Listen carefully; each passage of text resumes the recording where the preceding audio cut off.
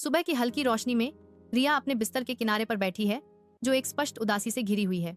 सूर्य की किरणें कमरे में आती हैं, फिर भी वे रिया के दिल में भारीपन को कम करने में विफल रहती हैं। दिन की आने वाली भारीपन उस पर हावी हो जाता है क्योंकि वह हिलती नहीं। भोजन कक्ष की सुबह की रोशनी में माँ रिया का हाथ पकड़ती है। उसका स्पर्श समझ और समर्थन का एक कोमल वादा है। माँ कहानियां सुनाती हैं।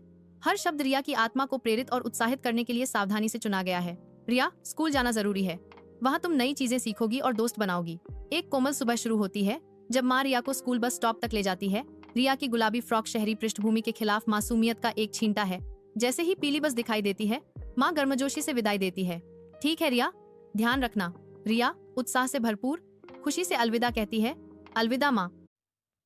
सुबह की हल्की रोशनी में रिया अपने बिस्तर के किनारे पर बैठी है, जो एक स्पष्ट उदासी से घिरी हुई है। सूर्य की किरणें कमरे में आती हैं, फिर भी वे रिया के दिल में भारीपन को कम करने में विफल रहती हैं। दिन की आने वाली भारीपन उस पर हावी हो जाता है क्योंकि वह हिलती नहीं। भोजन कक्ष की सुबह की रोशनी में माँ रिया का हाथ पकड़ती है। उसका स्पर्श समझ और समर्थन का एक कोमल वादा है। माँ कहानियां सुनाती हैं। हर शब्द रिया की आत्मा को प्रेरित और उत्साहित करने के लिए सावधानी से चुना गया है। रिया, स्कूल जाना जरूरी है। वहाँ तुम नई चीजें सीखोगी और दोस्त बनाओगी। एक कोमल सुबह शुरू होती है जब माँ रिया को स्कूल बस स्टॉप तक ले जाती है।